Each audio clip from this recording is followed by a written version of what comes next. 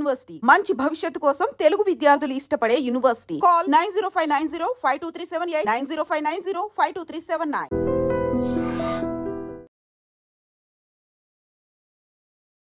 Welcome to iDream media. So జనరల్గా cancer అనగానే అందరూ భయపడిపోతూ ఉంటారు. కానీ దీనికి చాలా రకాల అడ్వాన్స్ ట్రీట్మెంట్సే వచ్చాయి. మరి క్యాన్సర్ అనేది ఎందుకు వస్తుంది, క్యాన్సర్ శరీరంలో తయారవుతుందని మనం ఎలా తెలుసుకోవాలి, రాకుండా జాగ్రత్తలు ఏంటి, వస్తే ఉన్న అడ్వాన్స్ ట్రీట్మెంట్స్ ఏంటి, ఇంకా క్యాన్సర్ గురించి మనకు తెలియని విషయాలు తెలుసుకుందాం. ఈరోజు మనతో పాటు ఉన్నారు ప్రముఖ surgical oncologist and Omega Hospitals founder and chairman doctor Mohan Vamsi గారు. డాక్టర్ గారు నమస్తే. నమస్తే అండి. క్యాన్సర్ కేసులు ఎట్లా పెరుగుతున్నాయి అంటే, దగ్గు జలుబు జ్వరాలు ఎలా వస్తున్నాయో అట్లా క్యాన్సర్ కేసులు పెరుగుతున్నాయి అని చెప్తున్నారు. అన్ని దేశాల కన్నా భారతదేశంలో ఎక్కువగా క్యాన్సర్ కేసులు పెరుగుతున్నాయి అంటున్నారు. అంటే మన జీవన విధానంలో ఎక్కడ మార్పు వచ్చింది, అసలు దీనికి ప్రత్యేకమైన కారణం ఏంటి? అలా ఏం లేదండి, ప్రపంచం అంతా కూడా క్యాన్సర్ కేసుల సంఖ్య పెరుగుతూనే ఉందండి. ఇన్ఫ్యాక్ట్ భారతదేశంలో అఫీషియల్ ఎస్టిమేట్ ప్రకారం తక్కువగానే ఉందండి. భారతదేశ పాపులేషన్ 1.54 బిలియన్స్ అయినట్టయితే ICMR Indian council for medical research New Delhi వారి ఎస్టిమేట్ ప్రకారం on an average every year 1.4 to 1.5 million cancer కేసెస్లు మనకి డిటెక్ట్ చేయబడుతున్నాయి, కొత్త కేసులు. అదే చైనాలో కూడా మనకన్నా ఒక 200,000 పాపులేషన్ తక్కువ, 1.52 బిలియన్. అక్కడ 4.5 మిలియన్ క్యాన్సర్ కేసెస్ ఉన్నాయి, అంటే మనకన్నా 3 రెట్లు ఎక్కువ. సో మన దగ్గర ఎక్కువనే ఏం లేదండి. ఇన్ఫ్యాక్ట్ ప్రపంచం అంతా కూడా అర్బన్ ఏరియాస్లో క్యాన్సర్ ఇన్సిడెన్స్ బాగా పెరుగుతుంది. ఉదాహరణకి యునైటెడ్ స్టేట్స్, యూరోప్, డెన్మార్క్లో మనకన్నా చాలా ఎక్కువ ప్రపోర్షన్ ఆఫ్ కేసెస్ పెరుగుతున్నాయి. United states population about 350 millions అయినట్టయితే 1.9 మిలియన్స్, అంటే మన పాపులేషన్లో 1/3. బట్ మనకన్నా ఒక 0.5 మిలియన్ క్యాన్సర్ కేసెస్ ఎక్కువ ఉన్నాయి. అంటే మనం సేఫ్ జోన్లో ఉన్నట్లే. సేఫ్ జోన్లో ఉన్నట్టే మన దగ్గర కూడా క్యాన్సర్ కేసులు ప్రపంచంలో అన్ని చోట్ల లాగానే పెరుగుతూ ఉంది. అంటే ఇప్పుడు ఆహారపు అలవాట్లు, జీవన శైలి వీటి వల్ల క్యాన్సర్లు వస్తున్నాయా? 100% ఓకే. ఆహారపు అలవాట్లు, జీవన శైలి, దురలవాట్లు, పొల్యూషన్ అన్ని జీవన శైలిలో అన్ని కలిపే ఉంటాయి. Environmental factors, genetic factors. Most important environmental factors. మనం తీసుకునే ఆహారం, అన్ని రకాలుగా ప్రాసెస్డ్ ఫుడ్ తీసుకుంటున్నాము, అనేక రకాల ప్లాస్టిక్ కంటైనర్స్లో తింటున్నాము, అనేక రకాలైన కెమికల్స్ ఈ ప్రాసెస్డ్ ఫుడ్స్ని స్టోరేజ్ చేయడానికి కమర్షియల్గా వాడుతున్నారు. ఇవన్నీ కూడా రకరకాల క్యాన్సర్స్ దారితీస్తున్నాయి. పొల్యూషను, అలాగే ఫెర్టిలైజర్స్, పెస్టిసైడ్స్, రకరకాల పెస్టిసైడ్స్ వాడుతూ ఉన్నారు. అన్ని రాష్ట్రాల్లో కూడా ఇదే జరుగుతుంది. భారతదేశం అంతా కూడా స్థిరమైన వ్యవసాయం లేకుండా తాత్కాలిక గెయిన్స్ కోసం ఫెర్టిలైజర్స్, పెస్టిసైడ్స్ విపరీతంగా వాడటం, అవి భూగర్భ జలాలను కూడా కలుషితం చేసి ఆ తర్వాత అక్కడ పండే పంటలన్నింటినీ కూడా డిస్ట్రాయ్ చేసేస్తున్నాయి. ముడి బియ్యంలో ఆర్సెనిక్ ఎక్కువగా చూస్తున్నాం. ఇప్పుడు బ్రౌన్ రైస్ కూడా భయపెడుతుంది. ఎందుకంటే ఆ భూగర్భ జలాలు కలుషితమై, బ్రౌన్ రైస్ మంచిదే, బట్ భూగర్భ జలాలు కలుషితమైపోయి ఆ బ్రౌన్ రైస్లో ఆర్సెనిక్ కంటెంట్ ఎక్కువగా ఉంటుంది. ఇలా అనేక రకాలుగా ఈ పొల్యూషను, ఫర్టిలైజర్సు, అలాగే ఇవన్నీ కూడా మనల్ని కంటామినేట్ చేసేసి మనం తీసుకునే ఆహారాన్ని అనేక రకాలైన క్యాన్సర్స్కి దారితీస్తున్నాయి. అలాగే ఎన్విరాన్మెంటల్ పొల్యూషను, అర్బన్ ఏరియాస్లో ఆటోమొబైల్స్ పొల్యూషన్, ఎక్కడ తప్పించుకోలేవండి. భారతదేశం అంతా ఇదే ఉంది. ప్లాస్టిక్ యూసేజ్ విపరీతంగా పెరిగిపోతుంది. మార్నింగ్ లెగిస్తే plastic brush, synthetic toothpaste, synthetic brush, bristles, plastic bucket, plastic mug, plastic కప్పులో కాఫీ తాగుతున్నాం, ప్లాస్టిక్ కప్పులో వాటర్ తాగుతున్నాం, ప్లాస్టిక్ బాటిల్లో వాటర్ తాగుతున్నాం. అనేక రకాలుగా ఈ మైక్రో ప్లాస్టిక్స్ మన బాడీలోకి వెళ్ళిపోతున్నాయి. సో అనేక రకాలుగా అన్ని ఈవెన్ ఇప్పుడు ఉదాహరణకి పసుపుని కూడా కొన్ని రకాల కెమికల్స్తో కంటామినేట్ చేస్తున్నారు. లెడ్ క్రోమేట్ కలరు, అలాగే కారాన్ని కూడా కంటామినేట్ చేస్తున్నారు సూడాన్ రెడ్తో. ఇలా అనేక రకాల ఐస్ క్రీమ్స్లో ఎమల్సిఫైర్స్ వాడుతున్నారు. అన్ని రకాల ఫాస్ట్ ఫుడ్స్లో కూడా ఈ చైనీస్ ఫాస్ట్ ఫుడ్స్ అంటున్నారు, వాటిలో అన్ని రకాలుగా కెమికల్ సబ్స్టెన్సెస్, అజినోమోటో అన్నీ వాడుతూ ఉన్నారు. ఆఖరికి పీచ్ మిఠాయి కూడా కంటామినేట్ అయిపోయింది. పీచ్ మిఠాయిని బ్యాన్ చేశారు, విన్నారు కదా కర్ణాటకలో. రోడమిన్ బి అనే కెమికల్తో కంటామినేట్ అయిపోతుంది. కలర్ రావడానికి మసాలాలన్నింటిలో కూడా అనేక రకాల క్రిమి సంహారక మందుల అవశేషాలను చూస్తున్నాం. ఇలా అనేక రకాలుగా మనం అంతా కూడాను ఈ ప్లాస్టిక్స్, ఈ కెమికల్స్ మన ఫుడ్ ద్వారా మనలోకి వెళ్ళి అనేక రకాలైన జబ్బులకు దారితీస్తున్నాయి. అంటే డాక్టర్ గారు, ఇప్పుడు క్యాన్సర్ వస్తుంది, బాడీలో తయారవుతుంది, ఒక సెల్ తయారవుతుందంటే మొట్టమొదటిగా ఈ లక్షణం ఉంటది, వీళ్ళకి క్యాన్సర్ వస్తది అనేది ఏం తెలీదా అండి మనకి? Cancers are generally silent killers madam. అంటే మన శరీరంలో ఉన్న కోట్లాది కణజాలలో ఏదో ఒక కణం హ్మ్. అప్రతిహితంగా పెరిగిపోవటాన్ని క్యాన్సర్ అంటారు. హ్మ్. అంటే బాడీ యొక్క రెగ్యులేటరీ మెకానిజమ్స్ దాటి ఆ కణాలు పెరుగుతూనే ఉంటాయి. పెరుగుతూ ఉన్నప్పుడు దానికి హ్మ్. ఫుడ్ కూడా అవసరం. హ్మ్. దానికి న్యూట్రిషన్ అవసరం. న్యూట్రిషన్ ఎక్కడి నుంచి తీసుకుంటుంది? హోస్ట్ నుంచే. అవును. ఎవరి శరీరంలో అయితే పుడుతుందో వారి నుంచే. హ్మ్. వారిలో రక్తనాళాలు పెంచి యాంజియోజెన్సిస్ అంటారు. ఆ రక్తనాళాల ద్వారా న్యూట్రియంట్స్ తీసుకొని అదే రక్తనాళాల ద్వారా శరీరంలో ఇతర భాగాలకు కూడా పాకిపోయి హ్మ్. మెటాస్టాసిస్ అంటారు. హ్మ్. అంటే ఇంకో వేరే ఏరియాస్‌లో హ్మ్. బ్రెస్ట్‌లో క్యాన్సర్ వస్తే లంగ్‌కో, లివర్‌కో పాకుతున్నట్టు హ్మ్. పాకిపోయి మన ఓన్ బాడీ మీద హ్మ్. పేషెంట్ బాడీ మీద పారసైట్ అయ్యి ఆ న్యూట్రియంట్స్ తీసుకొని పెరుగుతూ ఉంటుంది. అంటే ఒక లక్షణము ఫీవర్ గాని, వాళ్ళలో కాన్‌స్టిపేషన్ ఉండడం గాని, అట్లా ఏం ఒక లక్షణం బట్టి క్యాన్సర్ వస్తుంది అని చెప్పలేము. చెప్పలేం మేడం. హ్మ్. ఇప్పుడు క్యాన్సర్ లక్షణాలు ఏముండవు. సైలెంట్‌గా పెరుగుతూ ఉంటాయి. హ్మ్. ఒక స్టేజ్ వచ్చాకే సింప్టమ్స్ కనబడతాయి. హ్మ్. ఉదాహరణకి లంగ్ క్యాన్సర్ ఉంటుంది. లంగ్‌లో పెరుగుతూ ఉంటుంది. హ్మ్. స్లోగా పెరుగుతూ ఉంటుంది. కనబడి కూడా కనబడదు. నొప్పి కలిగించదు. రక్తనాళాల ద్వారా బ్రెయిన్‌కి పాకుతుంది. అక్కడ డయాగ్నోస్ చేయబడుతుంది. యెస్. అలా క్యాన్సర్ సైలెంట్ కిల్లర్ అండి. హ్మ్. కానీ చిన్న చిన్న మార్పులు వస్తూ ఉంటాయి. ఆ హ్మ్. మార్పుల్ని అశ్రద్ధ చేయకుండా మనం డాక్టర్ దగ్గరికెళ్ళాలి. ఆ మార్పులు ఎంత సటిల్‌గా ఉంటాయంటే హ్మ్. చాలామంది వాటిని అశ్రద్ధ చేస్తారు. హ్మ్. ఉదాహరణకి ఓరల్ క్యావిటీ బ్రెయిన్ ట్యూమర్ అనుకున్నాం. హ్మ్. పైనుంచి కిందకెళ్దాం. హ్మ్. బ్రెయిన్ ట్యూమర్ ఉందనుకోండి. బ్రెయిన్ ట్యూమర్‌లో ట్యూమర్ వచ్చిన లొకేషన్‌ని బట్టి, హ్మ్. ట్యూమర్ యొక్క సైజుని బట్టి, ట్యూమర్ ఎంతవరకు ఇంక్రీజ్డ్ ఇంట్రాక్రేనియల్ ప్రెషర్ కలిగించిందన్న దాని మీద సింప్టమ్స్ ఉంటాయి. హ్మ్. ఉదాహరణకి కామన్ సింప్టమ్ హెడేక్ అంటే. హ్మ్. Early morning headache. హ్మ్. పొద్దున్నే లేవగానే హెడేక్. లేకపోతే హెడేక్‌తో పొద్దున్నే 4కో, 3కో నిద్ర లేవటం. హుహు. హెడేక్ యొక్క ఇంటెన్సిటీ రోజు రోజుకి పెరిగిపోవటం. అది మార్నింగే హ్మ్. హెడేక్ ఇంటెన్సిటీ పెరిగిపోతుంది. వారం రోజుల క్రితం ఇంత సివియర్‌గా లేదు. ఇప్పుడు చాలా సివియర్‌గా ఉంటుంది. అప్పుడు ఒకటి చిన్న టాబ్లెట్ ఏసుకుంటే తగ్గిపోయింది. ఇప్పుడు 2 టాబ్లెట్‌లు హ్మ్. ఏసుకోవాల్సొస్తుంది. హెడేక్‌తో పాటు కళ్ళు తిరగటం, వామిటింగ్ రావటం. హ్మ్. Science of increased intracranial pressure అన్నమాట. హ్మ్. స్లోగా మర్చిపోవటం, స్లోగా ఫిట్స్ రావటం. హ్మ్. ఇవన్నీ గూడా బ్రెయిన్ ట్యూమర్ లక్షణాలు. ఓకే. అలాగే ట్యూమర్ వచ్చిన లొకేషన్‌ని బట్టి. హ్మ్. బ్రెయిన్‌లో ప్రతి లొకేషను మన బాడీలో ఒక పార్ట్‌ని కంట్రోల్ చేస్తుంది. అవును. ఉదాహరణకి చెయ్యి మూవ్‌మెంట్‌ని కంట్రోల్ చేసేది రైట్ సైడ్ చెయ్యి మూవ్‌మెంట్‌ని కంట్రోల్ చేసేది లెఫ్ట్ సైడ్ పారియటల్ ఏరియాలో ఉంటుంది. హ్మ్. అక్కడ ట్యూమర్ వచ్చిందనుకోండి ఈ చెయ్యి పడిపోతుంది. హ్మ్. చిన్న మెదడులో వచ్చిందనుకోండి ఆల్కహాల్ తాగిన వాళ్ళు ఎట్లా నడుస్తుంటారో అట్లా ఆ! నడుస్తుంటారు. ఆక్సిపిటల్ లోబ్‌లో వస్తే విజువల్ డిస్టర్బెన్సెస్ చూపులో మార్పు వస్తుంది. ఓకే. ఫ్రాంటల్ ఏరియాస్‌లో గనక వచ్చినట్టయితే కొంచెం విపరీతంగా ప్రవర్తిస్తుంటారు. హ్మ్. అందరి ముందు సడెన్‌గా డ్రెస్ చేంజ్ చేసుకోవటం. ఆ! అందరి ముందు వాష్‌రూమ్‌కెళ్ళకుండానే యూరిన్ పాస్ చేసేయటం. హ్మ్. కొన్ని ఏరియాస్‌లో స్పీచ్ ఏరియాలో వచ్చిందనుకోండి. అంతా బానే ఉంటుంది. అంతంతా బానే హ్మ్. ఉంటూ ఉంటారు. అన్ని మాటలు వింటుంటారు. కానీ మాట రాదు. హ్మ్. స్పీచ్ ఏరియా ఎఫెక్ట్ అవుతుంది. ఇలా వచ్చిన లొకేషన్‌ని బట్టి సింప్టమ్స్ ఉంటాయి. హ్మ్. అది సో, బ్రెయిన్ బ్రెయిన్ ట్యూమర్ హ్మ్. లక్షణాలు.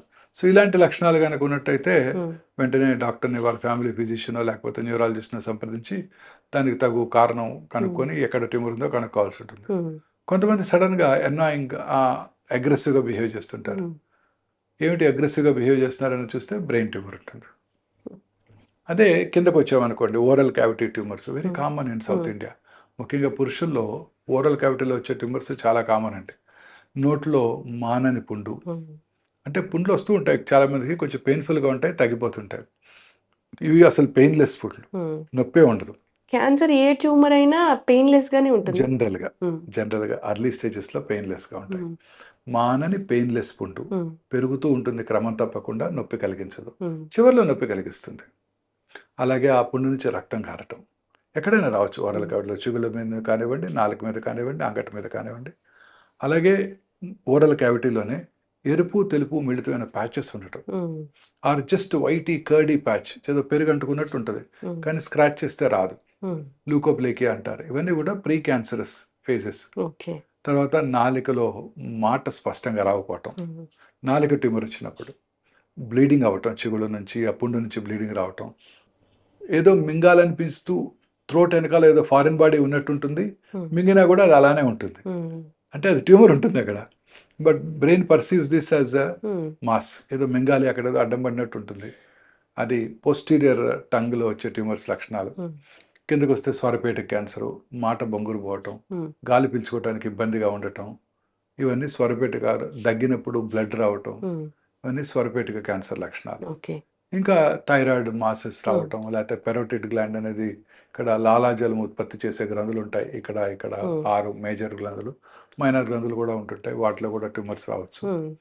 స్వెల్లింగ్ అనిపిస్తూ ఉంటుందా? స్వెల్లింగ్ కనపడుతుంది, గడ్డలా కనబడుతుంది మేడం. క్రమం తప్పకుండా పెరుగుతూ ఉంటుంది.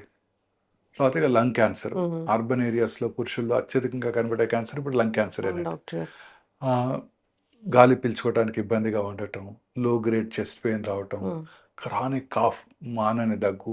చాలా మంది స్మోకర్స్లో చూస్తుంటారు. స్మోకర్స్ కాఫ్ కానీ అశ్రద్ధ చేస్తుంటారు. లాస్ట్ ఇయర్ ఇలానే వచ్చింది. అప్పుడు వెళ్ళి చూపించుకున్నాను డాక్టర్ గారి దగ్గరికి. సిటీ స్కాన్ కూడా చేశారు, ఏమీ లేదన్నారు. ఇప్పుడు కూడా అదే అయ్యి ఉంటుంది అని అశ్రద్ధ చేస్తుంటారు. ఇది చాలా ఇంపార్టెంట్, ఎస్పెషలీ స్మోకర్స్. ఇప్పుడు లో డోసేజ్ సిటీ స్కాన్స్ అందుబాటులోకి వచ్చాయి. 6 మంత్లీ ఒకసారి లో డోసేజ్ సిటీ, అంటే రేడియేషన్ ఎక్స్పోజర్ తక్కువగా ఉండే సిటీ మెషిన్స్ అన్నమాట. వాటి ద్వారా ఎటువంటి హాని ఉండదు. ఈ క్రానిక్ స్మోకర్స్ ముఖ్యంగా 10 సంవత్సరాలు స్మోక్ చేసిన తర్వాత 6 నెలలకు ఒకసారి సిటీ స్కాన్ చేసుకోవడం ద్వారా క్యాన్సర్ రావటాన్ని ముందుగా పసిగట్టవచ్చు. ఓకే, అంటే రేడియేషన్ అనేది తక్కువగా ఉంటుంది, చాలా తక్కువగా ఉంటుంది, హాని లేకుండా ఉంటుంది. ఇక కిందకి వెళ్ళినట్టయితే గ్యాస్ట్రో ఇంటెస్టైనల్ ట్రాక్ట్ క్యాన్సర్స్, అన్నవాహిక, అన్నం మింగటానికి అడ్డం పడటం, ముందుగా సాలిడ్స్కి తర్వాత లిక్విడ్స్కి పూర్తిగా బ్లాక్ అయిపోవటం, తినలేకపోవటం, వామిటింగ్ రావటం, వామిటస్లో బ్లడ్ ఉండటం. అలాగే గ్యాస్ట్రిక్ క్యాన్సర్, సౌత్ ఇండియన్ మెన్లో one of the commonest cancers. అది కొంచెం ఫుడ్ తిన్నా పొట్ట ఫుల్ అయినట్టు ఉండటం, ఎప్పుడు గ్యాస్ పట్టినట్టు ఉండటం. చాలా మంది గ్యాస్ పట్టింది అనుకుంటారే తప్ప ఆ లోపల ట్యూమర్ ఉందని ఎప్పుడు కూడా అనుకోరు. సౌత్ ఇండియాలో చాలా కామన్ ప్రాబ్లం ఇది, అసలు క్యాన్సర్ అని అసలే అనుకోరు. తర్వాత మోషన్లో బ్లడ్ బ్లాక్ కలర్లో రావటం చాలా ఇంపార్టెంట్. ఎందుకంటే ఈ స్టమక్లో ఉన్న యాసిడ్ ఆ బ్లడ్ని బ్లాక్ కలర్గా మారుస్తుంది. లూజ్ మోషన్స్ అవటం, ఇవన్నీ కూడా గ్యాస్ట్రిక్ క్యాన్సర్ లక్షణాలు. వామిటింగ్ రావటం, వామిటస్లో రక్తం పట్టడం, కొంచెం ఫుడ్ తిన్న పొట్ట ఫుల్ అయినట్టు ఉండటం, ఇవన్నీ కూడా గ్యాస్ట్రిక్ క్యాన్సర్ లక్షణాలు. ఇంకా పెద్ద పేగుల cancer, very common cancer. Alternating constipation, diarrhoea, loose motions రావటం, మోషన్లో బ్లడ్ పోవటం. సో చాలాసార్లు మోషన్లో బ్లడ్ పోయినప్పుడు పేషెంట్కి ఎనీమియా వస్తుంది. ఎనీమియా వచ్చినప్పుడు రక్తహీనత వల్ల ఆయాసం రావటం, అలసటగా ఉండటం ఉంటుంది. జనరల్గా ఎవరైనా నడి వయసులో అలసటగా ఉంటే ఫస్ట్ కార్డియాలజిస్ట్ని సంప్రదిస్తారు. వాళ్ళు కర్నరీ క్యాథర్ ఇది కూడా చేసేసి, కర్నరీ యాంజియోగ్రామ్ కూడా చేసేసి 1-2 బ్లాక్స్ ఉంటాయి ఆ వయసులో, దానికి ట్రీట్మెంట్ కూడా ఇస్తూ ఉంటారు. చాలాసార్లు రక్తం తగ్గడానికి గల కారణం ఈ గ్యాస్ట్రిక్ క్యాన్సర్ కానీ కోలన్ క్యాన్సర్ కానీ అవ్వచ్చు. మోషన్లో బ్లడ్ పడటం, మోషన్ పాస్ చేసిన తర్వాత బ్లడ్ రావటం, ఆ మోషన్ యొక్క క్యాలిబర్ అంటే ఒక టూత్ పేస్ట్ లాగా సన్నగా రావటం, alternating constipation, diarrhoea, motion pass చేసిన తర్వాత ఇంకా మోషన్కి వెళ్ళాలనిపిస్తూ ఉండటం. అంటే లోవర్ రెక్టల్ క్యాన్సర్లో ఇలాంటి సింటమ్స్ చూస్తుంటాం. ఫీలింగ్ ఆఫ్ ఇన్కంప్లీట్ ఎవాక్యుయేషన్ అంటారు. అంటే మోషన్ పాస్ చేసినప్పటికీ కూడా ఆ ఫీలింగ్ రాదు. మామూలుగా మనం మార్నింగ్ ఫుల్ మోషన్ పాస్ చేసాం అనుకోండి, ఒక చక్కటి ఫీలింగ్ ఉంటుంది. ఆ ఫీలింగ్ ఉండదు. ఆ ట్యూమరు ఆ బ్రెయిన్కి ఇది ఇంకా మోషన్ అక్కడే ఉన్నట్టు భావన కలిగిస్తుంటుంది. సో ఇవన్నీ కూడా క్యాన్సర్ లక్షణాలు. స్త్రీలలో ముఖ్యంగా ఈ బ్రెస్ట్ క్యాన్సర్, గర్భసంచి ముఖద్వార క్యాన్సర్ చాలా ఎక్కువగా చూస్తుంటాం. ఇంకా బ్రెస్ట్లో గడ్డ రావటం, బ్రెస్ట్ యొక్క సైజులో కానీ షేప్లో కానీ మార్పు రావటం, బ్రెస్ట్ యొక్క స్కిన్ ముడతలు పడినట్టు ఉండటం, బ్రెస్ట్ యొక్క స్కిన్ మీద నరాలు ఉబ్బినట్టు ఉండటం, నిపుల్ ఏరియాలో దగ్గర పుండ్లు పడటం, నిపుల్ నుంచి బ్లడ్ బ్రౌన్ బ్లాకిష్ డిశ్చార్జ్ రావటం, సంకలో గడ్డలు ఉండటం, ఇవన్నీ కూడా బ్రెస్ట్ క్యాన్సర్ లక్షణాలు. అలాగే గర్భసంచి ముఖద్వార cancer, white discharge, bloody discharge, periods కాన్ టైంలో బ్లీడింగ్ అవటం, ఇంటర్మెన్స్ట్రల్ బ్లీడింగ్ అంటాం, post coital bleeding, low grade lower abdominal pain, కింది పొట్టలో నొప్పి రావటం, ఇవన్నీ కూడా గర్భసంచి ముఖద్వార క్యాన్సర్ లక్షణాలు. పీరియడ్స్ ఆగిపోయిన తర్వాత స్త్రీకి ఎవరికన్నా మళ్ళీ రిపీటెడ్గా బ్లీడింగ్ అవుతున్నట్టయితే అది గర్భసంచి బాడీ క్యాన్సర్ని సూచిస్తుంది. గర్భసంచి బాడీ క్యాన్సర్స్ కూడా చాలా కామన్ గా చూస్తున్నాం ఈ మధ్య కాలంలో. బాడీ క్యాన్సర్ అంటే గర్భసంచిలో 2 పార్ట్స్ ఉంటాయి మేడం. పైన ఉండేది బాడీ, కింద ఉండేది ముఖద్వారం, సర్విక్స్. సౌత్ ఇండియాలో కామనెస్ట్ క్యాన్సర్ ముఖద్వార cancer. Body cancer especially affluent అంటే rich, obese, hypertensive, diabetics లో చూస్తుంటాం. వెస్టర్న్ వరల్డ్ లో కూడా అది ఎక్కువగా చూస్తుంటాం. పీరియడ్స్ ఆగిపోయిన తర్వాత ఎవరికైనా మళ్ళీ బ్లీడింగ్ వచ్చినట్టయితే must think of body cancers, గర్భసంచి బాడీ క్యాన్సర్స్ అన్నమాట. అలాగే అండాశయ క్యాన్సర్, ఈ అండాశయ క్యాన్సర్ ఇన్సిడెన్స్ కూడా ర్యాపిడ్గా పెరుగుతుంది. ముఖ్యంగా పట్టణ ప్రాంతాల్లోని ప్రజల్లో ఈ అండాశయ క్యాన్సర్ చాలా కామన్గా చూస్తుంటాం. ఇది classical silent killer madam. Symptoms ఏమీ కలిగించదండి. పెరుగుతూ ఉంటుంది లోపల, ఉమ్, కొంచెం పొట్ట వచ్చినట్టు అనిపిస్తుంది. నాకు తెలిసి ఒక పేషెంట్ ఉమ్, నాకు పొట్ట పెరుగుతోందని చెప్పి కేబీఆర్కి వెళ్ళి జాగింగ్ కూడా చేయడం ప్రారంభించారు. ఉమ్, కానీ లోపల ట్యూమర్ ఉందని గ్రహించలేదు ఆ అమ్మాయి. ఉమ్. సో చాలా కామన్ క్యాన్సర్. ఏం డిస్కంఫర్ట్ అట్లా ఏం లేదు. ఏముండదండి, ఏముండదు. పొట్టలో పెరుగుతూ ఉంటుంది అంతే. ఉమ్, సిమ్టమ్స్ ఏమి కలిగించవు. పొట్టలో పెరిగిపోయి వాటర్ వచ్చినాక, పొట్ట ఉబ్బిపోయినాక అప్పుడు డాక్టర్ దగ్గరికి వస్తుంటారు. అవును. ఏం లేదండి గత 3 వారాల నుంచి వాటర్ వచ్చిందండి అంటుంటారు. ఉమ్, ఇలా ఈ కామన్ గా చూస్తుంటాం. అలాగే సాఫ్ట్ టిష్యూ ట్యూమర్స్ ఉమ్, కణజాలంలో కణజాలంలో ఎక్కడైనా రావచ్చు. ఉమ్, కాల్లో కానీ, తొడలో కానీ, కాల్లో కానీ, బ్యాక్ మసిల్స్ లో కానీ, పొట్ట మసిల్స్ లో కానీ, ఎక్కడైనా. ఓకే. ఇవి కూడా ఎటువంటి సిమ్టమ్స్ కలగజేయవు. పెయిన్లెస్ లంపు పెరుగుతూ ఉంటుంది, ఉమ్, అశ్రద్ధ చేస్తుంటారు, అది శరీరంలో ఇతర భాగాలు కూడా పాకిపోతుంటాయి. ఉమ్, అలాగే బోన్ ట్యూమర్స్ ముఖ్యంగా చిన్నపిల్లల్లో కామన్గా అవును. చూస్తుంటామండి. 10 to 30 years ఈ బోన్ ట్యూమర్స్ ఉమ్, ఏమి సిమ్టమ్స్ ఉండవు. ఏదో దెబ్బ తగిలితే అప్పుడు డాక్టర్ అక్కడ చూపించుకోవడం, అక్కడ గ్రహించడం జరుగుతూ ఉంటుంది. ఉమ్, లేకపోతే సిమ్టమ్స్ ఏ ఉండవండి. ఉమ్. చాలా స్టేజ్ పెరిగిపోయాక. పెరిగిపోయాక వస్తాయి. ఇంకా పుట్టుమచ్చల్లో వచ్చే ట్యూమర్స్ ఉమ్. మెలనోమాస్ అంటారు. ఉమ్, పుట్టుమచ్చ యొక్క కలర్ మారటం, ఉమ్, ర్యాపిడ్గా పుట్టుమచ్చ పెరగటం, ఉమ్, అల్సర్ ఏర్పడటం పుట్టుమచ్చ మీద, ఉమ్, పుట్టుమచ్చ నుంచి స్కిన్ ఫ్లేక్స్ ఒకటిగా ఊడిపోతూ ఉండటం, పుట్టుమచ్చ మీద పుండుబడి బ్లీడింగ్ రావటం, ఉమ్, ఇవన్నీ కూడా పుట్టుమచ్చల్లో క్యాన్సర్ వచ్చినప్పుడు ఉమ్. కనబడే లక్షణాలు. స్కిన్ క్యాన్సర్ డాక్టర్ గారు. ఇవి కనుక ఉన్నట్టయితే అశ్రద్ధ చేయకుండా దగ్గరలో ఉన్న వారి ఫిజిషియన్కి, ఫ్యామిలీ డాక్టర్ చూపించుకోవాలండి. ఉమ్. ఎప్పుడు కూడా అశ్రద్ధ చేయకూడదు ఉమ్. పెరుగుతున్న పుట్టుమచ్చలు ఎప్పుడు కూడా. ఇంకొకటి బ్లడ్ క్యాన్సర్ అంటారు. బ్లడ్ క్యాన్సర్స్ చాలా కామన్గా చూస్తున్నామండి. ముఖ్యంగా పిల్లల్లో చాలా కామన్. ఒక గుడ్ న్యూస్ ఏంటంటే పిల్లల్లో వచ్చే చాలా రకాల బ్లడ్ క్యాన్సర్స్ క్యూర్ అవుతాయి. ఉమ్, గ్రాటిఫైయింగ్ రిజల్ట్స్ ఉంటాయండి. ఉమ్, అవి కూడా అలసటగా ఉండటం, ఉమ్, రక్తం తగ్గిపోవటం, రక్తలేమి వల్ల పిల్లలు బాగా అలసిపోవటం, ఉమ్, నెక్లో చిన్న గడ్డలు రావటం, లింఫ్ నోడ్ ఎన్లార్జ్మెంట్ అంటారు. ఉమ్, ప్లేట్లెట్స్ తగ్గిపోవటం వల్ల శరీరం మీద రెడ్ కలర్ ప్యాచెస్ రావటం, ఉమ్. ఇవన్నీ కూడా బ్లడ్ క్యాన్సర్ లక్షణాలు, ప్రీ సిమ్టమ్స్. సిమ్టమ్స్. ఈ సిమ్టమ్స్ ఎప్పుడు కూడా అశ్రద్ధ చేయకూడదు. రక్తహీనత, రక్తలేమి కామన్ సిమ్టమ్ అండి. ఎందుకు డాక్టర్ గారు ఇది? అంటే క్యాన్సర్ ఎందుకు వస్తుందనే తెలియదండి. క్యాన్సర్ రావడానికి అనేక రకాలైన కారణాలు ఉన్నాయండి. కానీ ఇప్పుడు సైంటిస్టులు బిలీవ్ చేసేది ఏంటంటే ఉమ్, జెనెటిక్ మ్యూటేషన్. ఉమ్, జెనెటిక్ మ్యూటేషన్ అంటే వంశపారంపర్యమైన కాదండి. ఉమ్, ఇప్పుడు మన బాడీలో, మన శరీరంలో 22,000 అప్రాక్సిమేట్లీ ప్రోటాన్ కోడింగ్ జీన్స్ ఉన్నాయి. అవును. Equally good number of non proton coding Hmm. Jeans ఉన్నాయి.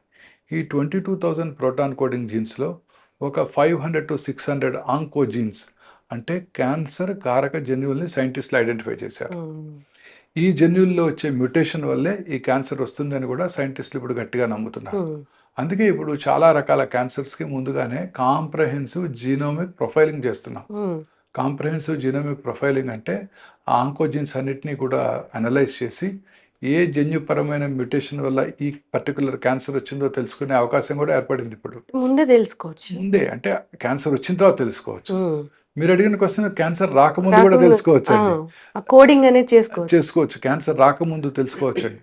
దానికి ఏంటంటే అంటారంటే ఇప్పుడు ఈ జన్యుపరమైన మ్యూటేషన్ వస్తుంది కదండి. ఉమ్, ఈ జన్యుపరమైన మ్యూటేషను మనకి రావటాన్ని గమనించి ఉమ్, ముందుగానే 1-2 సంవత్సరాల ముందే క్యాన్సర్ రావటాన్ని కూడా చెప్పగలమండి. ఓకే. బ్లడ్ టెస్ట్ ద్వారా కానీ, బకల్ మ్యూకోజల్ యొక్క స్క్రేపింగ్ ద్వారా కానీ ఉమ్, మనం ఆ జన్యుపరమైన టెస్ట్ చేసి ఎగ్జాన్స్ అంటారు. మనం చేస్తున్నాం డాక్టర్ గారు. ఇక్కడ అందుబాటులో ఉందండి, Hmm. మన దగ్గర అందుబాటులో ఉంది. లాంజివిటీ లాంజ్ అని 10th ఫ్లోర్లో ఉంది, అక్కడ చేస్తున్నారు. ఎగ్జాన్స్ అంటారు. ఈ ఎగ్జాన్స్ ఈ జన్యుపరమైన మ్యూటేషన్స్కి దారితీస్తాయి. ఉమ్, సో ముందుగా ఎగ్జాన్స్నే కనుక పట్టుకున్నట్టయితే ఆ మ్యూటేషన్ కూడా పట్టుకోగలుగుతాం. ఓకే. పట్టుకుంటే క్యాన్సర్ రావటాన్ని 77 రకాల క్యాన్సర్ రావటాన్ని ముందుగా చెప్పేయచ్చు. ఉమ్, అంటే ఈ ఇండివిజువల్కి ఫలానా క్యాన్సర్ వస్తుంది అనేది మనం ముందుగానే చెప్పొచ్చు అండి. ఉమ్. ఎవరైనా చేయించుకోవచ్చు. ఎవరైనా చేయించుకోవచ్చు, పిల్లల దగ్గర నుంచి పెద్దవాళ్ళు ఎవరైనా చేయించుకోవచ్చు అండి.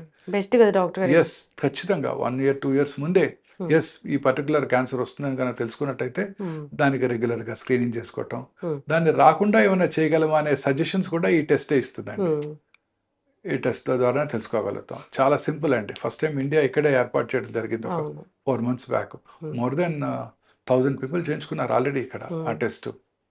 మంచిది కదా డాక్టర్ గారు. ఎవరైనా కానీ ఇప్పుడు అదే అనుకుంటూ ఉంటాం, బ్లడ్ టెస్ట్లు ఏమైనా ఉంటాయా, క్యాన్సర్ వస్తుందో లేదో తెలుసుకోవడానికి అని. అంటే ఇప్పుడు దానికన్నా మించిన టెస్ట్ అనుకోవచ్చు. ఇంకేం లేదండి, క్యాన్సర్ వచ్చిన దాకా తెలియకపోతే అది వచ్చేసరికి తెలుసుకునేసరికి లేట్ స్టేజ్ అయిపోతుంది. అవును. సో అందువల్ల ముందుగా తెలుసుకోవడానికి అవకాశం ఏర్పడిందండి.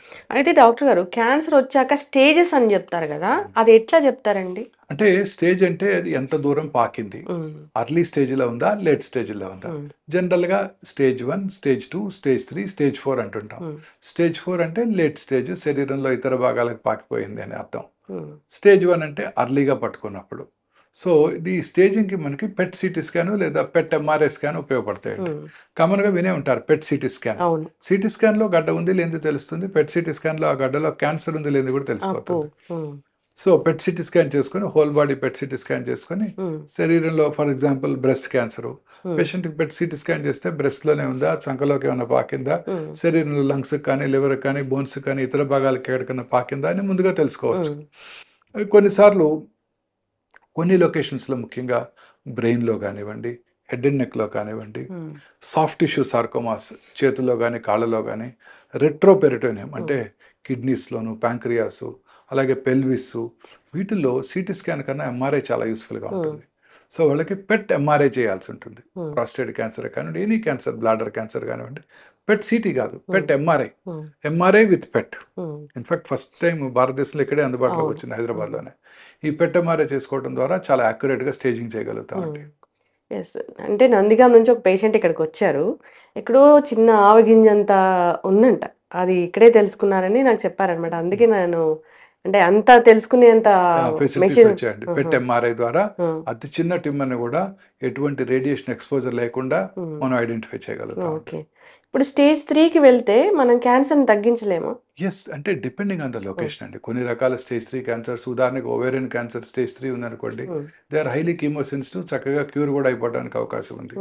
సో వచ్చిన లొకేషను, టైప్ ఆఫ్ ట్యూమరు, ఇప్పుడు స్టేజ్ ఒకటే కాదండి, క్యాన్సర్ ట్యూమర్ యొక్క బిహేవియర్ అంటే అది వేగంగా పాకే గుణం ఉన్నటువంటిదా, స్లోగా పాకేటువంటిదా, అది కూడా చాలా ఇంపార్టెంట్ అండి.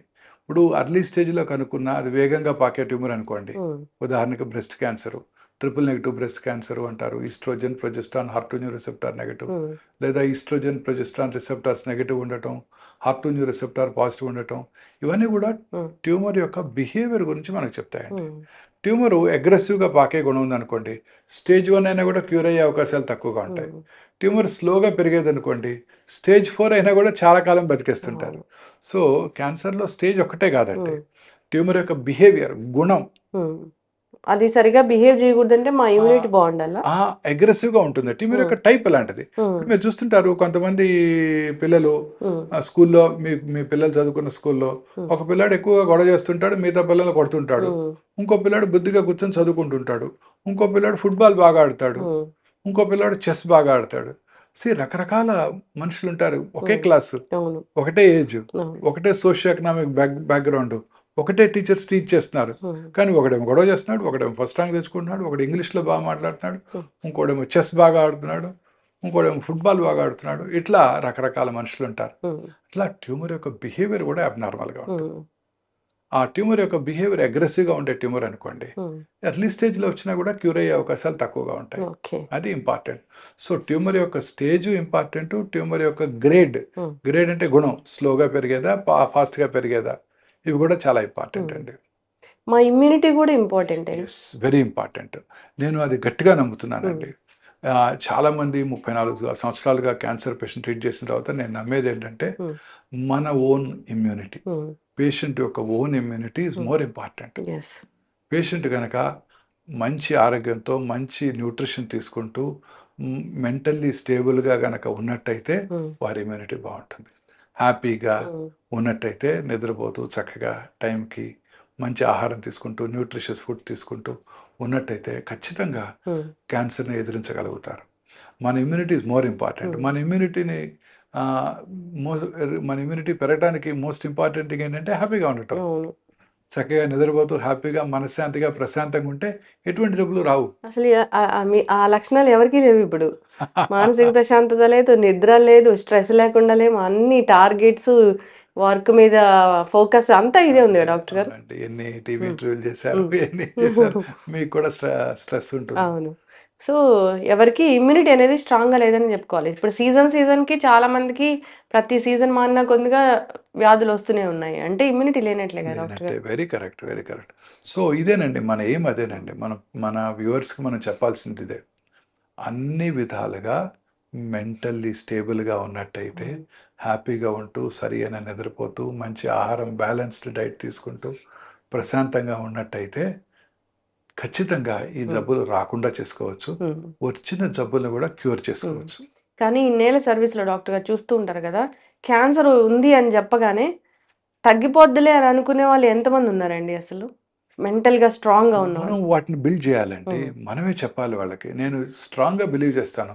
నేను చాలా సార్లు అసలు పేషెంట్‌కి చెప్పను హ్మ్. క్యాన్సర్ ఉందని. వారిని బయట కూర్చోమని చెప్పి అటెండర్స్‌కే చెప్తాను. హ్మ్.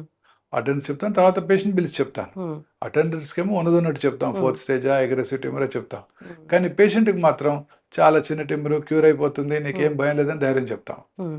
తద్వారా వాళ్ళు చక్కగా మంచి ఇమ్యూనిటీతో హ్యాపీగా నిద్రపోతూ హ్మ్. ఉంటారు.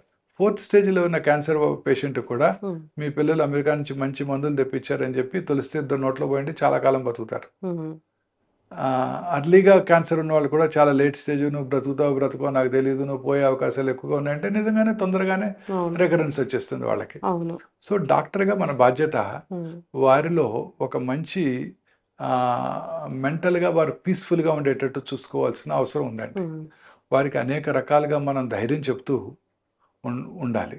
ఇప్పుడు క్యాన్సర్ వచ్చాక ఆ ట్రీట్మెంట్ సమయంలో డైట్ అనేది సెపరేట్‌గా ఉంటుందా డాక్టర్ గారు? సెపరేట్ ఏం లేదండి. హ్మ్. Balanced diet. హ్మ్. అంటే చాలా సార్లు ఇప్పుడు క్యాన్సర్ పేషెంట్స్‌కి క్యాన్సర్ ట్రీట్మెంట్ వల్ల, క్యాన్సర్ వల్ల గూడా రోగనిరోధక శక్తి, ఇమ్యూనిటీ తక్కువుంటుంది. హ్మ్. సో, బయట ఫుడ్స్ తీసుకున్నారనుకోండి, అవును. లూజ్ మోషన్స్ అవి వామిటింగ్స్ అయ్యే అవకాశాలు హ్మ్. ఎక్కువుంటాయి.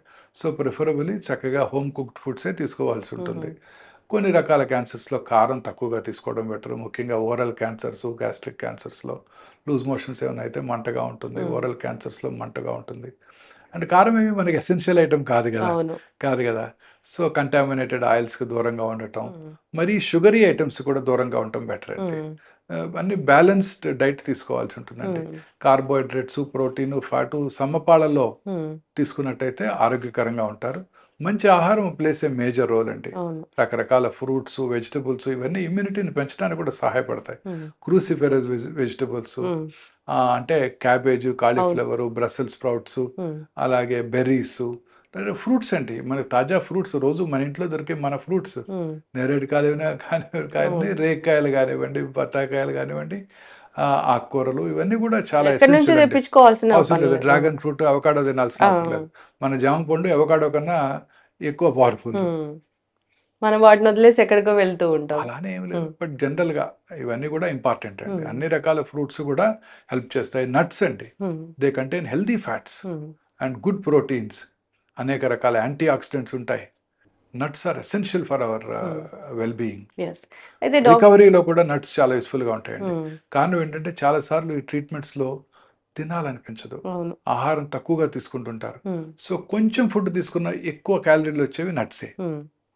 సో, జీడిపప్పులు, బాదం పప్పులు, పిస్తా పప్పులు, వాల్‌నట్సు, గుమ్మడి గింజలు హ్మ్. సూపర్ పవర్ హౌసెస్ అండి. హ్మ్. గుమ్మడి అలాగే గింజలు. సన్‌ఫ్లవర్ హ్మ్. Seeds yes. ఇవన్నీ గూడా అన్ని రకాల గింజలు. పపాయాలో మీరు పారేసే గింజలు గూడా సేఫ్ అండి. హ్మ్. అవి గూడా చాలా యూజ్‌ఫుల్.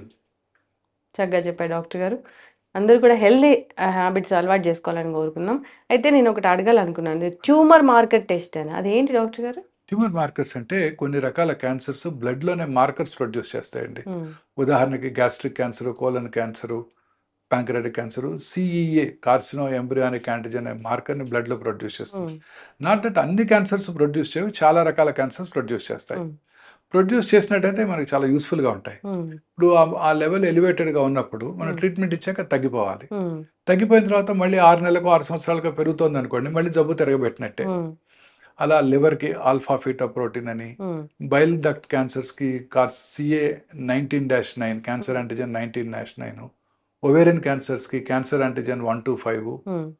కొన్ని రకాల పిల్లల్లో వచ్చే ఒవేరియన్ క్యాన్సర్స్‌లో alpha fetoprotein, beta HCG, hmm. పురుషుల్లో వచ్చే టెస్టిక్యులర్ క్యాన్సర్‌లో కూడా beta HCG, alpha fetoprotein, hmm. లింఫోమాస్‌లో ఎల్‌డిహెచ్, అలా రకరకాల మార్కర్స్ చాలా రకాల క్యాన్సర్స్‌కి ఇప్పుడు మనం హ్మ్. అనలైజ్ చేస్తున్నాం. ఓకే. క్యాన్సర్ వచ్చినప్పుడు అది చూసుకొని ఒకవేళ తగ్గినట్టయితే జబ్బు తగ్గినట్టు, మళ్ళీ హ్మ్. పెరిగినట్టయితే తిరిగొచ్చినట్టు లేదా పూర్తిగా మాయమన్నట్టు అనుకోవచ్చు అనమాట. ఈ ట్యూమర్ మార్కర్స్ క్యాన్సర్ ట్రీట్మెంట్లో చాలా యూస్ఫుల్గా ఉంటాయండి. ఒకసారి క్యాన్సర్ ట్రీట్మెంట్ అయిపోయింది, మొత్తం తగ్గిపోయింది, తర్వాత ఇమ్యూనోథెరపీ అలాంటివి కూడా ఇచ్చారు, తగ్గిపోయింది అన్నప్పుడు మళ్ళీ 5-6 సంవత్సరాలకి ఎందుకు కొంతమందిలో తిరగబెడుతుంది క్యాన్సర్? వేరే అవయవానికి ఎందుకు వస్తుంది? Nobody nose madam. క్యాన్సర్ అంటేనే అది శరీరంలో ఇతర భాగాలు కూడా పాకుతుంది, ఎక్కడైనా తిరగబెట్టవచ్చు. అది లంగ్ క్యాన్సర్ లంగ్లో తగ్గిపోవచ్చు, బ్రెయిన్లో పెరగచ్చు, సో ఎక్కడైనా రావచ్చు.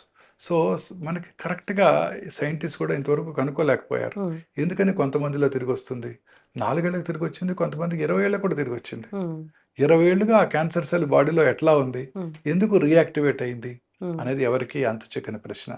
కానీ ఒకటి మనం ఇన్ఫర్ చేసుకోవాల్సింది ఏంటంటేనండి, మన రోగ నిరోధక శక్తి తగ్గినప్పుడు ఇట్ టేక్స్ అప్పర్ హ్యాండ్. అంటే క్యాన్సర్ క్యూర్ అయిన తర్వాత కూడా క్యాన్సర్ కణాలు వారి బాడీలో ఉంటాయి, బట్ మన ఇమ్యూన్ మెకానిజమ్స్ వాటిని చెక్లో పెట్టాయి, అంటే పెరగకుండా చూస్తున్నాయి.